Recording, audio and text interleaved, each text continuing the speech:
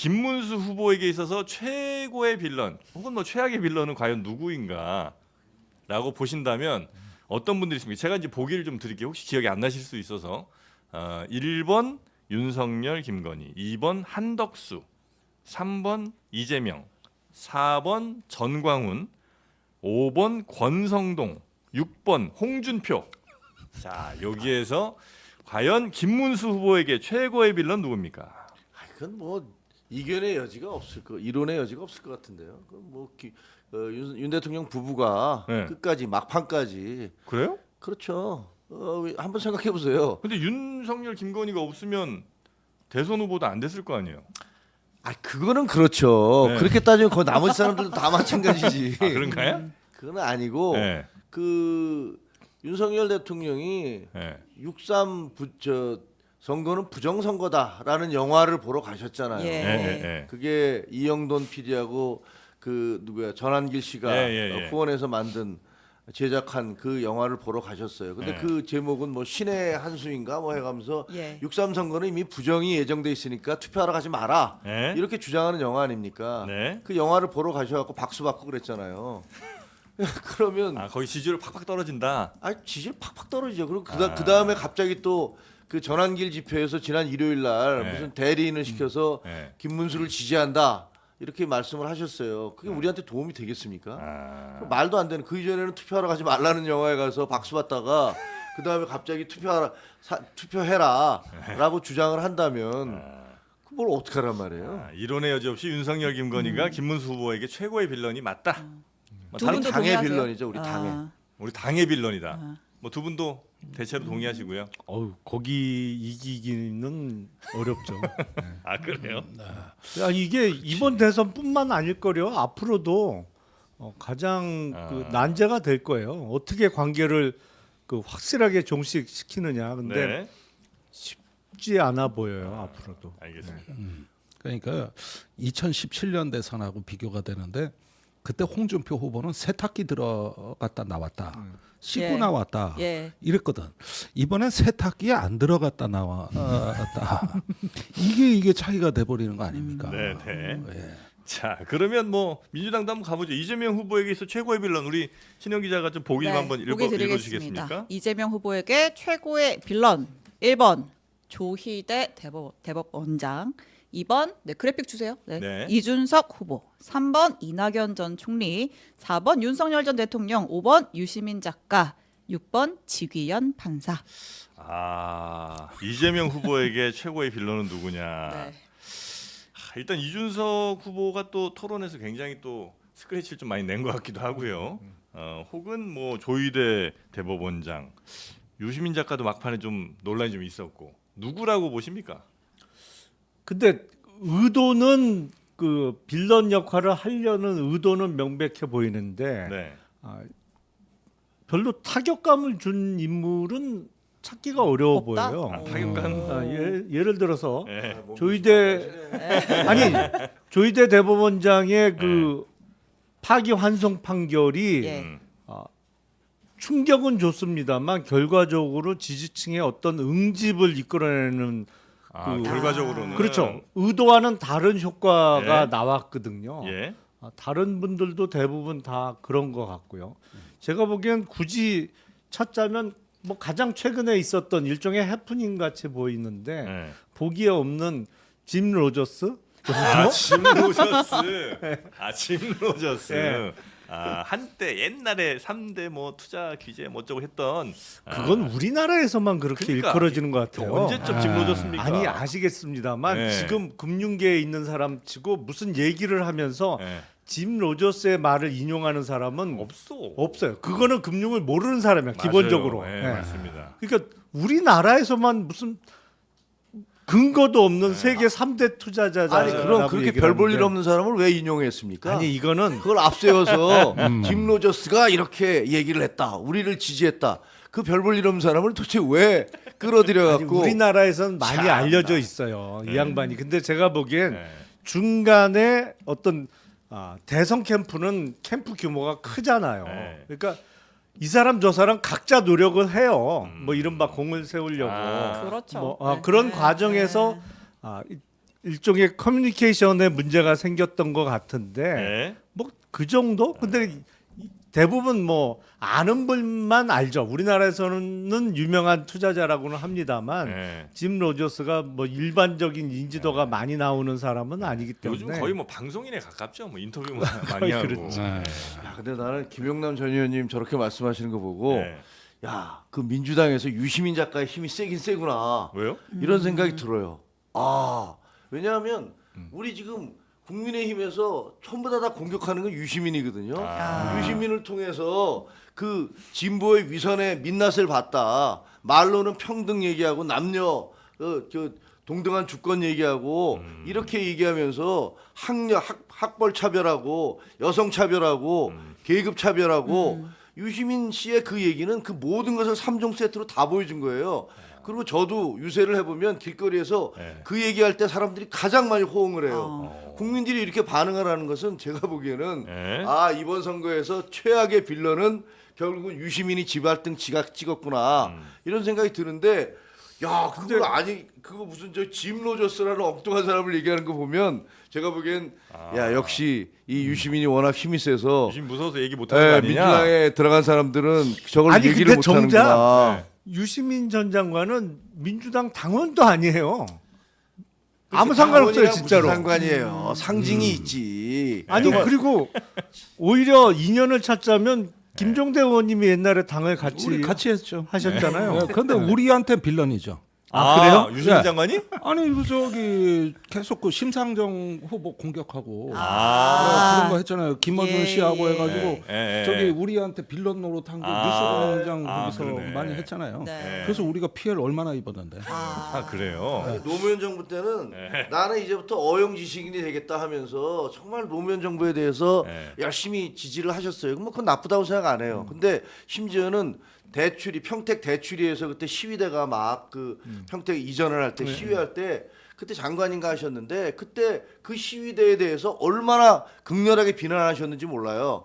그 이전까지는 본인이 진보라고 얘기하면서 그러면서 그런 그분들에 대해서 굉장히 같이 스크럼을 짜고 가다가 갑자기 권력의 편에 쓰더니 그분들을 막 공격하시더라고요. 그래서 저분 뭐 하는 거지라고 했는데 저는 이번에 보니까 또 이번에는 이제 이재명 후보를 위해서 열심히 그 나는 이제 어용지식인이 되겠다라고 했던 그 2탄을 보여주고 계시는 것 같은데 그 2탄에서 문제는 그 스텝이 꼬였어요. 네. 스텝이 꼬여서 상당히 어떤 지금 제가 보기에는 이재명 후보에게 가장 네, 큰 네, 네. 타격을 주고 있다라고 김종혁 전 최고가 보시기에는 유시민 작가가 최고의 빌런인데 네, 저는 그렇게 생각합니다. 우리 김영남 전 의원 보실 때는 짐 로저스다. 이재명 후보에게는 그리고 대부분 큰 타격이 없다. 아니잖아요. 네, 그 정도는 이제 정리하겠습니다. 짐 오히려 로저스. 그리고 유시민 작가는 민노당에 있어서 더 빌런이었다. 요 정도. 그렇게 아, 정리하면 이거 또 욕 먹겠는데 나도. 그러니까 지금. 아니, 어쨌든 뭐 그렇게 네. 이렇게 정리하죠. 알겠습니다. 자 그리고 여기 개혁신당 분이 안 계셔서 좀 이따 2부에 나오시는데 그렇습니다. 이준석 후보에게 있어서 그러면 최악의 빌런은 누군가? 네. 그것도 한번 좀 후보 좀 볼까요? 아, 보기 드릴까요? 네. 이준석에게 최악의 빌런 1번 김용남 2번 허은하 네. 3번 명태균 명태균, 4번 김문수 5번 인물이 아닙니다. 식물입니다. 홍매화 홍매화 씨. 네. 그리고 6번 김성진 아이카이스트 아이카이스트 대표. 대표. 네. 일단 뭐 김성진 대표 같은 경우는 뭐 무슨 별로 이렇게 썩 좋지 않은 일이 이제 자꾸 언급이 좀 됐고 김문수 후보 같은 경우는 단일화 얘기를 계속했으니까 그렇죠. 어쩌면 이준석 후보한테는 조금 네. 아픈 부분일 수 있는데 세 분이 보실 때는 누가 제일 이준석 후보에게 빌런입니까? 제일 사실- 큰 상처 준 사람. 김문수 후보는 오히려 도움이 아닌가요? 뭐 본인은 아니었겠습니다만 네. 사실은 단일화 얘기를 계속 꺼내고 또 뭐 국힘 쪽에서 당권 줄게 단일화하자 예. 뭐 총리 얘기까지 나왔다 뭐 이런 네. 얘기를 하면서 몸값이 사실은 올랐어요. 단일화 이슈가 불거지면서 지지율이 올랐습니다. 그러다가 이제 3차 TV 토론에서 그 문제적 발언이 나오면서 꺼진 네. 거지. 그 전까지는 여론조사에서 10%를 넘는 지지율을 찍은 게 다 단일화 이슈라고 저는 보이는데요. 네. 그래서 최고의 빌런은 뭐 이준석 후보에게는 본인 입인데 본인 본인 입을 제외하고는 본인 입이다. 제가 보기엔 김성진 아이카이스트 그래요? 대표께 있겠죠. 네. 요거는 앞으로도 계속 문제될 거요. 댓글에도 근데 본인 입이라는 분들 아, 그래요? 많긴 합니다. 아, 네. 아 제가 보기를 하나 잘못 썼네. 네. 네. 일단은 그렇고 김정일 최고가 보시기에도 본인 입이에요? 아 본인이죠. 아, 이준석가 뭐래도. 아 이준석 본인이에요? 네, 이준석 후보의 가장 큰 빌런은 자기 자신이에요. 아 그래요. 아니 자기 자신이 정말 해서는 안 되는 쓸데없는 얘기를 했잖아요. 그리고 아. 그거를 대응하는 방식도 아주 잘못됐어요. 저는 그 다음 날 아니야 솔직하게 24시간 지나기 전에 아 이거 제가 정말 잘못했다, 예. 말실수했다,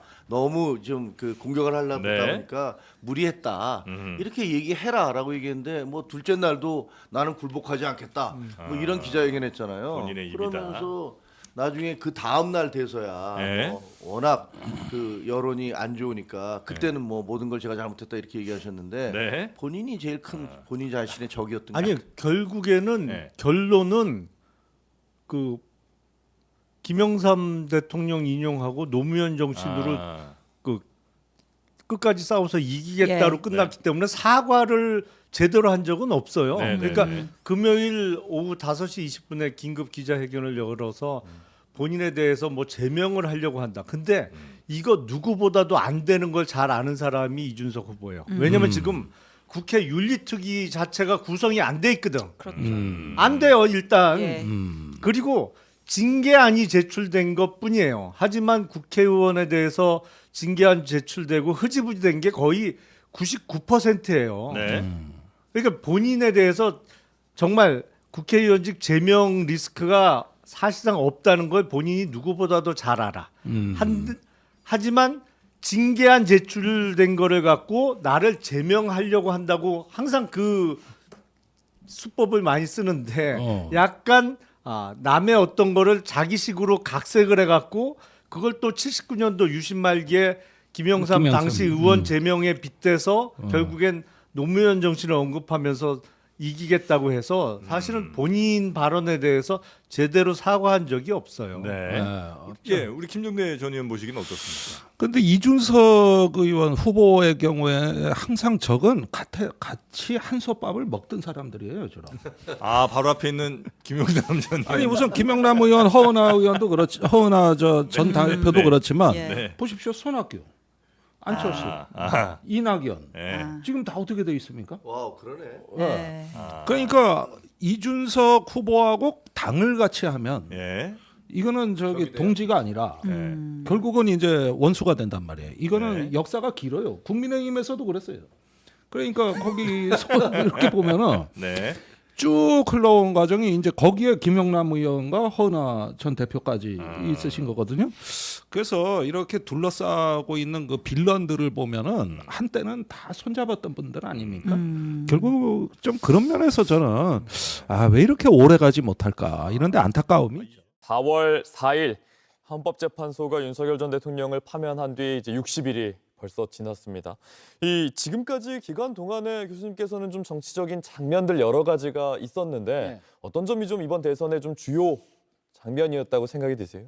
뭐 저는 뭐 대략 몇 가지 장면이 떠오르는데요. 제일 첫 번째 나오는 장면은 5월 1일 날 나왔던 대법원의 이재명 후보에 대한 유죄 취지의 파기환송. 네. 이거 자체가 상당히 저는 놀랐습니다. 놀랬고 그것은 그러니까 이게 판결의 내용이라는 이게 부분의 타당성, 이 정당성 이걸 따지기 이전에 이례적으로 속도전으로 그러니까 상고심 선고를 내렸다. 이것은 말 그대로 그러니까 대통령 선거의 유력 주자를 어떻게 보면 사법부가 어떤 식으로 정치 과정에 개입한 것이 아니냐는 그런 비난을 자초하게 할 수밖에 없었다는 생각이 들고요.